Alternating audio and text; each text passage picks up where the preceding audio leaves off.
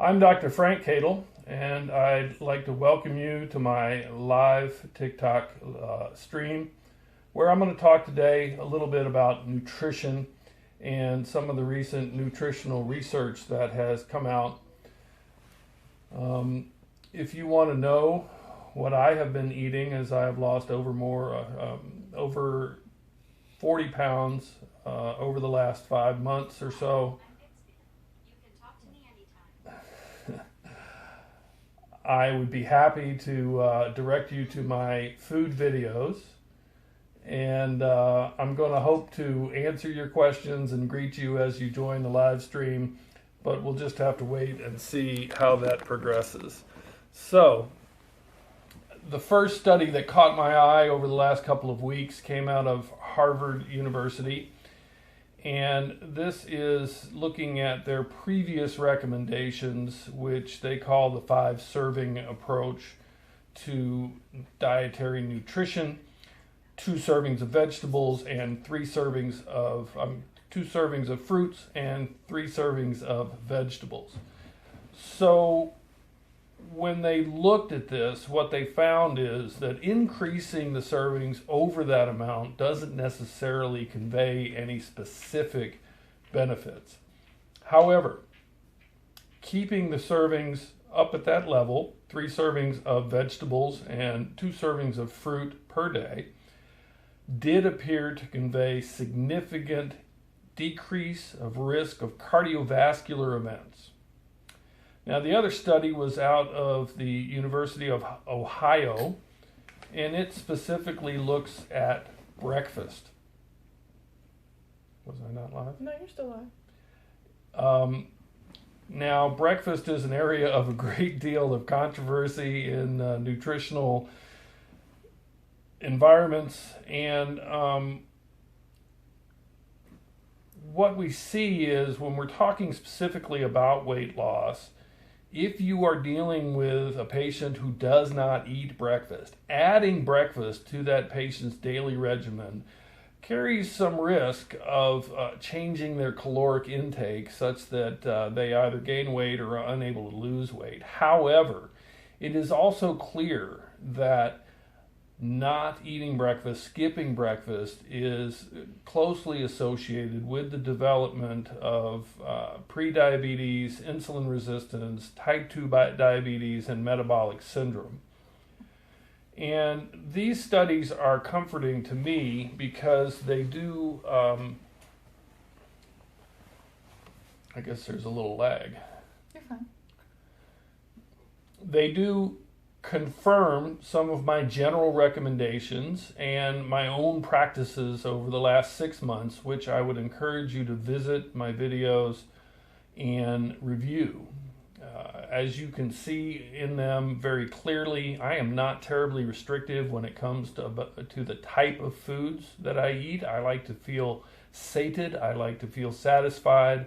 I don't think that long-term deprivation is maintainable for most people in achieving consistent and ongoing weight loss. So I try to focus instead on eating what I like to eat, but controlling the portions. So back to the studies that we were discussing. These studies, when you talk about vegetables specifically, I generally recommend 2 servings of raw or steamed vegetables at lunch and 2 servings at dinner, although that additional serving in my recommendations doesn't appear to convey any cardiovascular risk improvement. I do believe that it increases your satiety, and if you are in a mindset where you're thinking about vegetables, then that allows you to build a healthy diet around that basis. So typically when I recommend to patients that they have 2 servings of raw or steamed vegetables at lunch and 2 servings at dinner, I ask them, what's a vegetable? And most people can come up with lettuce. But when I start to ask for more than that, generally what they say is tomatoes and carrots. And in the area of nutrition, when I'm talking about recommendations and I'm speaking of vegetables, I'm specifically talking about leafy green vegetables that grow above the ground. Spinach, kale, celery, broccoli, lettuce is one that qualifies, and fennel, you can chop up the stalks. But unless you're eating the greens, carrots are actually a tuber. They store starch underground for the plant. Tomatoes are a berry. They store nutrition for the seeds. And so these are not really my area of focus when it comes to high density meals, because you want to be able to use the bulk of your intake, the mass, to sate yourself and decrease your feeling of being deprived or feeling that you are doing without. The other thing that really helps is the mindset of selecting those 2 leafy green vegetables for those 2 meals. And what this does, whether they're sprouts or whether it's spinach, it kind of changes the focus of your dietary preparation. I grew up here in the United States in the Western culture, and typically when someone asks what's for dinner, the answer is some kind of meat. Pork, beef, chicken, doesn't really matter, but then the next selection generally is a starch to match the meat, either potatoes with beef or rice with fish. And the problem with that approach is it really leaves the vegetables as kind of a leftover, an afterthought, whereas if you can change the focus so that those are the primary nutrients that you're achieving first, then if you're having a spinach salad, you can add your protein, whether it's nuts, you can add some carbohydrates, whether those are dried cherries, or you can add some fats in the form of feta cheese. You can build that meal around that leafy green vegetable, provide another one on top like sprouts that I've mentioned before.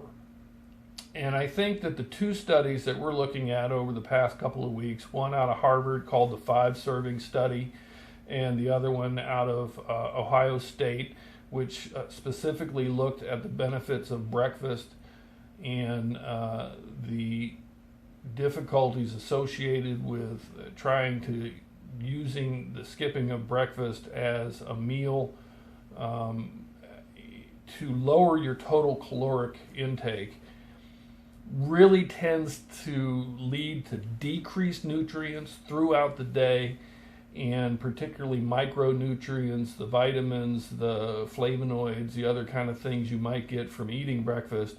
What the Ohio study, which was pretty well designed, concluded was that you don't make those nutrients up later in the day. Your total nutrient intake tends to suffer from that. So those are things that I would like you to focus on as far as nutrition moving forward.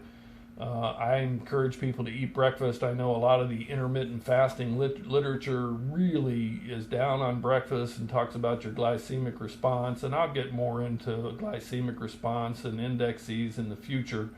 But those are the 2 particular studies that I wanted to talk about today that tend to encourage breakfast for those who are already eating it, and then also tend to encourage the 5-serving approach from Harvard of 2 servings of fruit and 3 servings of vegetables a day.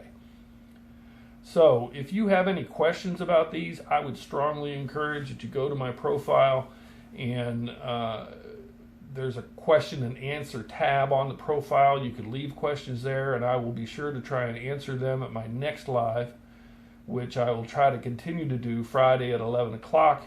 And I'm still learning how to manipulate the whole dual approach to live streaming and recording all my videos, but I appreciate your attention. I appreciate the encouragement. It was a good way in today. I had a good workout today. I'm looking forward to continuing this process.